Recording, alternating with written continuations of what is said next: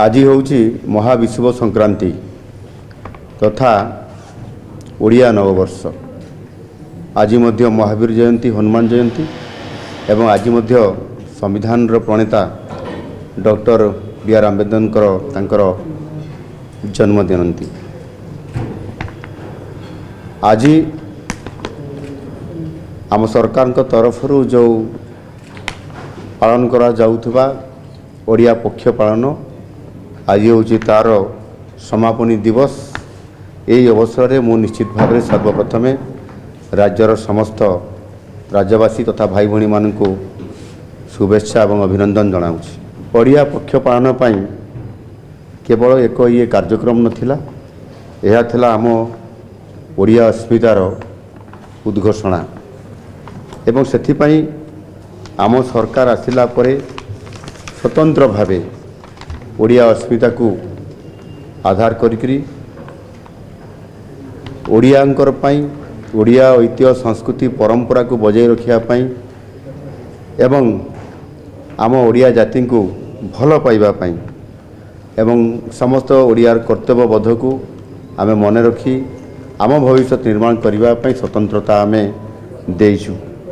ओडिया जाति निज भाषा संस्कृति और स्वाभिमान पाई सबुबले किभली जाग्रत प्रहरी रहिबो सेथिपाई आमे ये कार्यक्रम को 14 दिन भितर प्रतिदिन किछि ना किछि आमे कार्यक्रम मध्य रखुथलु। यह निश्चित भाव में आमर जो आगामी पीढ़ी जो माने अछंती आम संस्कृति आम परंपरा एवं भाषा सहित ये जोड़िया पाई आमे निरंतर भावे आम सरकार को तरफ तार उद्यम को आमे जारी रखिकरी बहुत सफल ये कार्यक्रम करें पारिछु।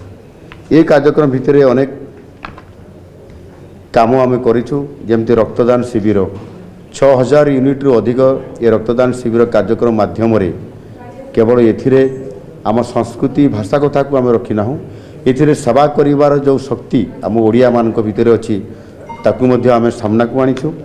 ओडिया भाषा रे संपूर्ण भाव में सरकार रो जो विभाग गुड़िक अछि सेतिरे 90% विभिन्न फाइल रे विभिन्न विज्ञापन रे विभिन्न प्रकार कार्यक्रम रे आमे सेतिरे शामिल करि पारिछु।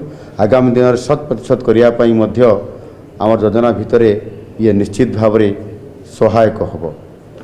से भली भाव में ओडिया रे कथा कहिबा, ओडिया रे चिट्ठी लिखिबा एवं समस्त ओडिया रे मध्य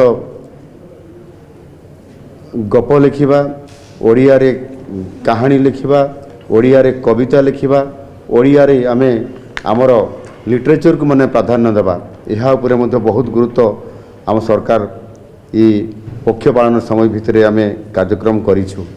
सर्वोपरि ओडिया खाद्य, ओडिया चलणी ये समस्त को आमे गुरुत्व देइछु एवं ता सहित मध्य ये ओडिया पक्ष पालन सहित जोड़ी हेई नथिले मध्य विश्व ओडिया पखाल दिवस पालन करिबा एवं सेथिरे ओडिया खाद्य को ओडियार व्यंजन को सारा विश्व दरबार को पहुँचाइबारे आम सक्षम हो पारिछु।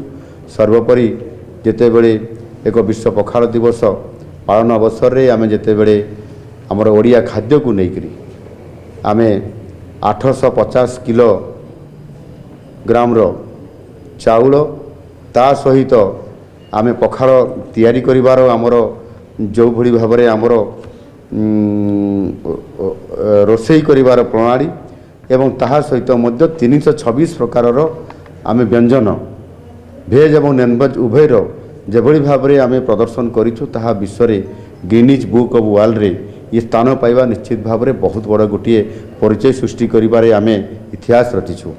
सेही भली भाव में आमर चालीचलन एवं साहित्य लिटरेचर रे मध्य आम सामना को आनिबा एवं समस्त को एथिरे शामिल करेबा एवं सेथिरे समस्त प्रकार ये कार्यक्रम को आम शामिल करि पारिछु।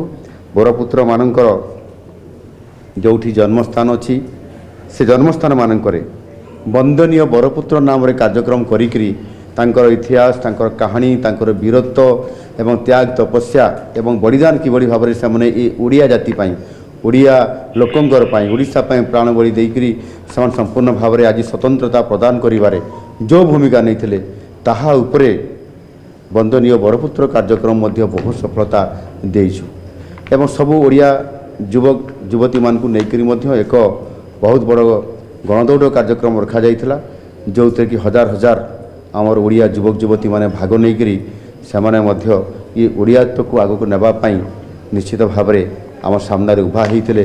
ଯାହାକି ଏମିତି ଅନେକ କାର୍ଯ୍ୟକ୍ରମ କରିବା ଦ୍ୱାରା ଇଏ କାର୍ଯ୍ୟକ୍ରମ ଆଗରୁ ହେଉନଥିଲା।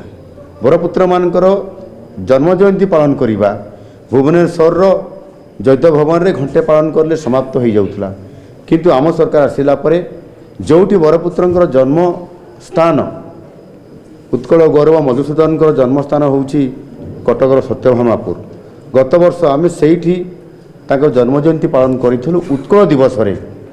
ଚଳିତ ବର୍ଷ ମଧ୍ୟ ଆମେ ଉତ୍କଳମଣି ଗୋପବନ୍ଧୁ ଦାସଙ୍କର ଜନ୍ମସ୍ଥାନ ପୁରୀ ଜିଲ୍ଲାର ସୁଆଣ୍ଡରେ ସେଠି ମଧ୍ୟ ଆମେ ଆମର ଉତ୍କଳ ଦିବସର ଅବସରରେ ତାଙ୍କର ଏଇ ଉତ୍କଳ ଦିବସକୁ ସେଠି ପାଳନ କରିଥିଲୁ।